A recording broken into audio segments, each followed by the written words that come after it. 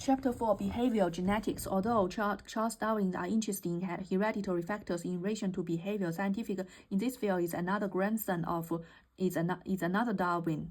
Okay, Galton was aware of the fact that eminent people should share social, educational, financial advantages. He argues that the reputation of eminent people is an indication of their natural ability and not due to environmental factors.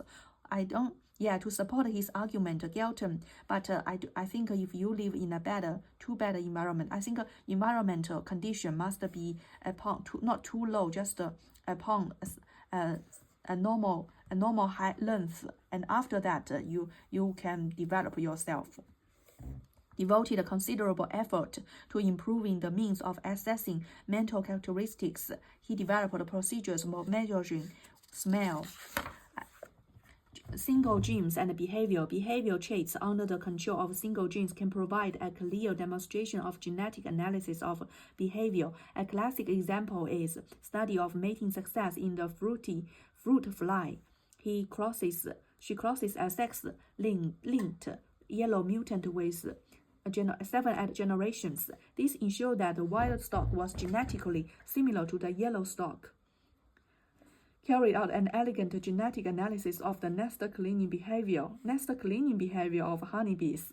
I don't even clean my nest. The larvae sometimes are killed by a disease called American flower brood. To maintain a hygiene environment within the hive, the worker bee normally on cap. Okay, so it's to the extent to not be killed by disease, not to be clean. The male bees called drones are haploid, having only one set of chromosomes. Among his 29 colonies must have had 4 types of drones that crossed the hygiene queens, so as, according to the simple Mandarin scheme, the back cross should proceed 4 genotype in equal opportunity. Slightly from the result obtained, no physical and physiological differences have been discovered among totally hygienic, particularly hygienic unhygienic workers, although there are some evidence that unhygienic workers do perform hygienic. So I heard that someone told me that you must to filter the people to interact with you, so that is also an evolutionary of your fate. Then the people around you would be better and better. Chromosome mutation, the arrangement of numbers. A geotactic maze of that flies. The flies are introduced in the vial on the left and collected from the air on the right.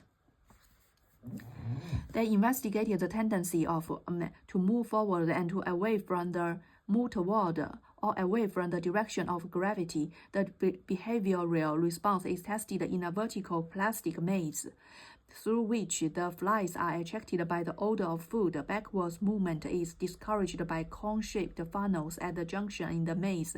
The flies, okay, I don't interested in this. Polygenic inheritance of chromosome analysis has been applied extensively to various types of behavior, including mating speed and other aspects of courtship. Chromosome inversions are common, and chromosome inversion, well, you can change your genes, and it has been found that the inversion heterozygotes has greater fitness than inversion homozygotes due to the effect upon courtship behavior. Anomalies, okay. It is well known that different breeds of dogs have different behavioral characteristics. Yeah, it is well known. Published some of the results of their extensive research into the genetic basis of such differences. In one study, they compared the behavior of the Cocker Spaniel, the Basenji, and their hybrids. Spaniel has been bred for sports, obedient and devoted to their master. Spaniels originally came from Spain, so they are Spaniels. Well, they were used in hawking and hunting birds with nests. The dog was trained to crouch close to the ground when they detected partridge or other birds. A net when was thrown across both the dog and the birds. When shotguns were invented, net were no longer used, and land spaniels were developed to stop and point when they located birds. Okay. carried out extensive breeding programs with which their two breeds, including reciprocal and various types of back cross, summarize the characteristics of the two breeds together with the most likely modes of inheritances as judged on the basis of the result of the experiments. Puppies, Basenji puppies tend to be wild in contrast to the tameness and friendliness of Spaniel puppies, so they tend to be wild. They avoid being handled and struggle against restraint. Handling tests show that the F1 behavior of Bayesian is similar to parent Bayesian behavior, suggesting that dominant genes are involved. The results of back-cross experiments pointed to a single dominant gene controlling whiteness, normally present in Bayesians. The tennis of Banos is controlled by a single recessive gene. Recessive gene, I know. To take another example, females come into Australia once a year at the end of an autumnal equinox. Spaniels, like most European breeds, may show heat once every 6 months at any time of year. The Basenji type. Okay. Couple. Are they couple? No. Circles appear to be controlled by a single recessive gene came to the conclusion that the behavioral traits they investigated were controlled by one or two genes. The situation appeared to be intermediate between simple Mendelian inheritance and polygenic inheritance. It may seem surprising that such complex behavioral traits are controlled by so few genes. However, the two breeds of dogs have been isolated for a very long period of time and have been subjected to intense artificial selection. This seems to have led to genotypes that are homozygous for particular traits, so that there is little segregation within breeds. The genetics of dog behavior is particularly interesting because the ability to learn particular types of behavior is often the inherited trait. Well, it's inherited, it's not chained. Heritability of behavior. Much of the work of Francis was based on the idea that genetic similarities among relatives are due partly to similarities of genotype. So it is the genotype, gene similarity. However, was unaware of the work of Mendel and assumed that inheritance was blending. He saw that hereditary material are continuous, so that offspring were genetically immediate between their parents.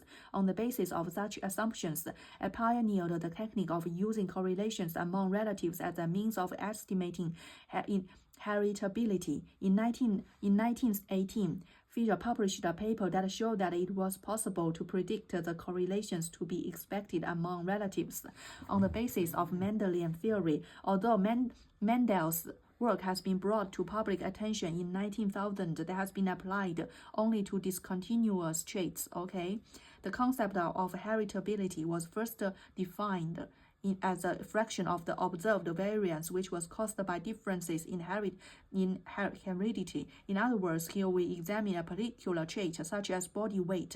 In a population, body weight in the population of animals, we are looking at the phenotypic value, which is made up of both genotypic and environmental components. Yeah, if the body weight, if your environment has a lot of it, then you will be fat. By looking at the related populations in different circumstances, it is sometimes possible to estimate how much of the variability between individuals is due to environmental factors and how much to genetic factors. There are various statistical methods for estimating the heritability of behavior. Some are based upon examining phenotypic variations in genetically identical individuals. The total phenotypic variability among genetically identical individuals are compared with the total phenotypic variability in a natural genetically variable population. The comparison generates a ratio which contrasts the genetic versus environmental components of phenotypic variability. This technique has certain technical statistical problems, but it also makes clear the fallacy of calling one behavior genetic and another environmental. Okay, so which behavior is genetic and which behavior is environmental. I don't know. The estimates of inheritability based on similarity among relatives are much as used in human behavior genetics. There are, however, a number of complicating factors. The first problem is genetic dominance lowers the corresponding correlation among relatives. The genetic dominance lowers the correlation among relatives because relatives share the genetic, so the genetic dominance lower the correlation. I don't know. The second problem is that for certain traits, mating is likely to be non-random in humans. Okay, it's not random at all. I don't know. The third problem lies in estimating environmental variance in human studies.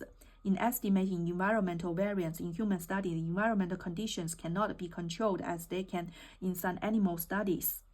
Next, we have a variance among families within socioeconomic groups.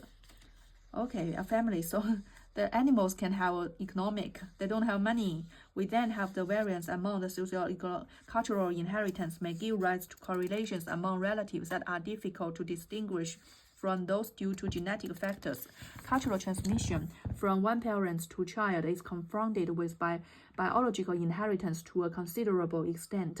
This remains one of the outstanding problems of biology. We also may have to consider the variance in environmental conditions accompanying radical racial differences. For example, the environmental conditions typical of Black and white Americans show considerable variation. In part, they may be due to cultural differences and in part socioeconomic factors. So in part, you are not sure at all. Finally, we have the variance due to, overall, we can specify the variance due to by adding the component. Okay, so there's no solution, there's no conclusion at all.